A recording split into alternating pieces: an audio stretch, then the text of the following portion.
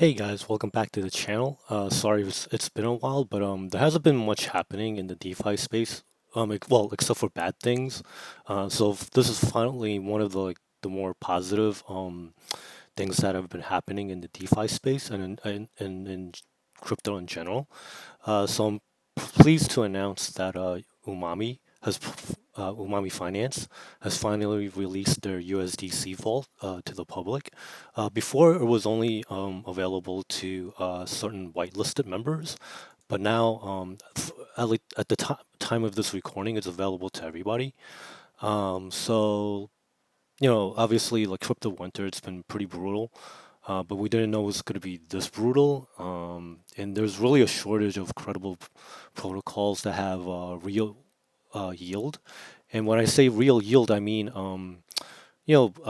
money that's paid out from actual fees that's being generated by the protocol. So I'm happy to announce that Umami Finance is one of those. Um, so, as I mentioned before, this link is available in the description below as well. Feel free to read it at your leisure. I think the whitelist is very important for people that have, like a pretty decent amount of money that they want to set aside to invest in this protocol. For example, these different whitelisted tiers, the CM Umami, basically what you have to do is you have to stake a certain amount and then have it auto compound, and that gives you the CM Umami. So it's a little confusing at first. So there's a if you decide to just do regular staking and to get ETH rewards, you have to deposit umami, and then you'll get M umami. And then once you have the M umami, then you can auto compound it. And that's what they call CM umami. So it's kind of like it gets a little confusing at times, but once you get used to it, it's pretty simple. So for example, if you have 10 CM umami, that gives you $10,000 worth of deposit um, uh, level. So, like for example, if you have 10 CM umami, and that qualifies for like whitelist, you can deposit $10,000 worth of USDC into their vault. And then if you have 100 CM umami, then you can deposit 25,000, and so on and so forth. And this is really exciting because they even have levels up to for institutional partners. And I think if I'm correct in my guess that Arbitrum could see like a really good I guess like kind of like they want to do some asset gathering uh, and get more total value locked into like the overall ecosystem. I think you know Arbitrum and any of the Arbitrum only uh, I guess protocols. I think they'll do well. But anyway, that's just my guess. Uh, we could really see like Ethereum and any of their layer two ecosystem partners do well. And then I think this is one of the protocols that will benefit. So I've been looking forward to this for a while now. So what happens like when you deposit USDC, you get back something called GLP USDC, because GLP is one of their partners, is one of Umami's Finance's partners. So the GMX platform that I've also covered this in prior videos. They're a perpetual protocol as of now. So anytime they generate trading fees, what Umami does is they get a bit of that USDC into their pools, and they auto compound it for you. So like as of right now, the APR is roughly 20%, and this is just on USDC. Um, when I took those screenshot at the time, they were raising like their their deposit levels because they want to make sure that they can sustain uh, the amount of money that's coming out of uh, GMX, because like the GLP pool within GMX, they're kind of limited to whatever the partners is able to do, and the slash TCR is a tracer pool, like the hedging side of it. So I don't want this to be like a little too technical, but basically what this USDC vault is like, basically it's built on top of the GLP pool, and in order to mitigate some of the volatility around it, they also use tracer DAOs, their perpetuals, to hedge off some of the risk. So then, like, anything that's left over is basically the sort of like the fees that are generated. Um, and then I've also linked some of the kind of like the more technical stuff, so like you can read at your leisure, because I don't want this to be a little bit too complicated for beginners.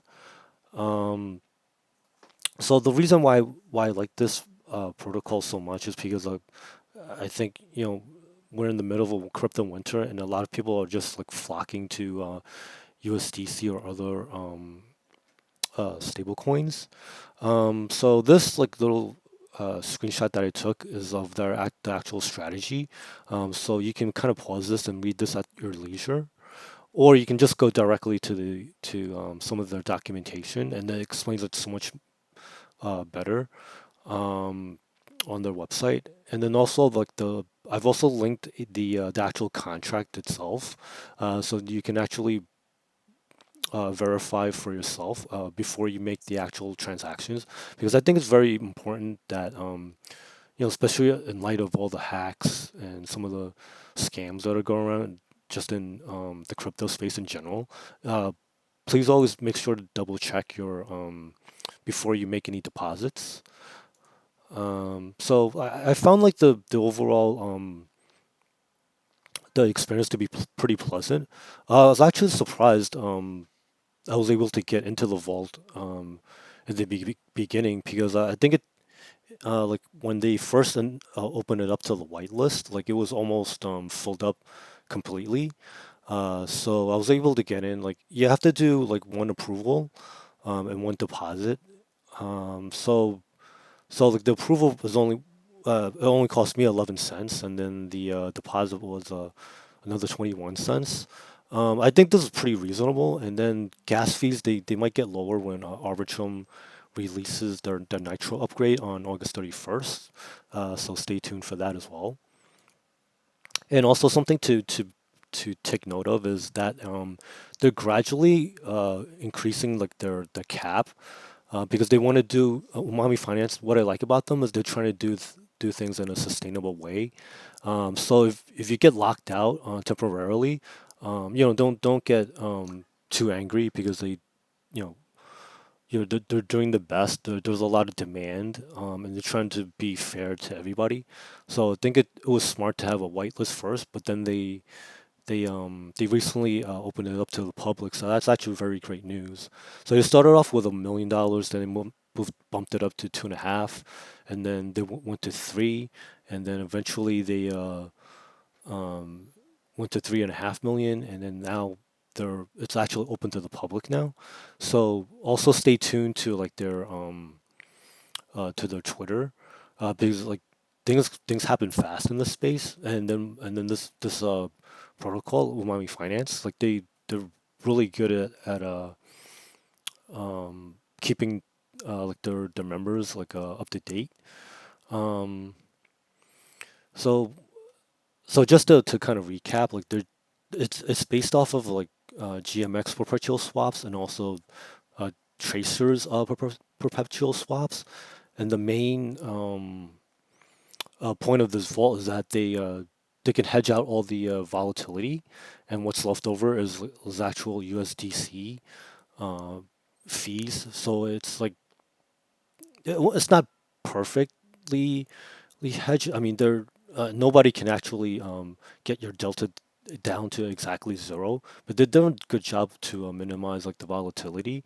And again, you can feel free to read up on the documentation and on their Medium uh, uh, posts. And then there's also like been some rumors that there might be something to do with DopeX options later on as well. So I'm actually curious to see how that's gonna play out. So that'll take some time as well. So and I just wanted to kind of make people aware of the risk as well. Um, there's always like a chance of a multi-sig or a like a rug risk with any team, but so far so good. Like the team's been pretty proactive, they've been pretty transparent, and there's some of their team members are already um, doxxed as well. But they're not finished yet. There's still more vaults that are coming. So I believe their next vaults will be like with BTC and also with Ethereum. Um, and the problem, it's not really a problem. I think because it's so popular that their deposit caps get filled up pretty fast. So that's why you want to kind of like be ready with like some money set aside for depositing. So like when they do open up their or raising the cap, you want to be ready for that. So have some like spare Ethereum on Arbitrum for like some gas fees, and then some I guess like whatever you decide to deposit, have some spare USDC and some the BTC that they're gonna build their vault around. I've already asked this question. It's not clear whether they're gonna use wrap BTC or REN BTC or some other form of BTC that's on the Ethereum blockchain. So I'm gonna like keep an eye out on that as well. But when they do, I'll test it out and kind of let you guys know as well. So then there's also supposed to be a insurance that's available, um, but I think that they're probably working on it with their partners. So I've heard like Risk Harbor and Insure Ace are two of the partners that they plan to go with. So I'm gonna uh, keep my eyes peeled for that as well.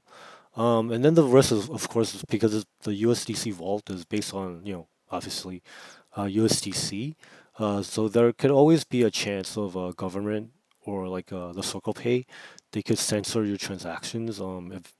If in the future you might be accused of something, even if you're innocent, like they can always shut that down. So there is a small risk of that. And then the fees might be high for some people. So it's 15% of like the yield, and not 15% of the deposit. So like right now, if the APR is about 20%, you have 3% of it will go into fees. So it could be troublesome for some people. So it's up to you. Um, and then I'm gonna end this off with like, the usual caveats. If you like this type of content, please consider giving it a like and subscribe. I would really appreciate that. There's always contract risk. Gas fees were actually reasonable when I went in, but sometimes they can spike. Of course, none of this is financial or tax advice, and please, please, please be careful, especially in DeFi because there are no refunds. So only put in like what you think is like a reasonable amount that you can afford to play around with. And then unfortunately, crypto can be you know can sometimes be pretty hazardous. It can collapse super quickly. But hopefully there's more protocols like Umami Finance where it's more sustainable and they pay out in real yield. So thank you for watching and have a great one. See you later.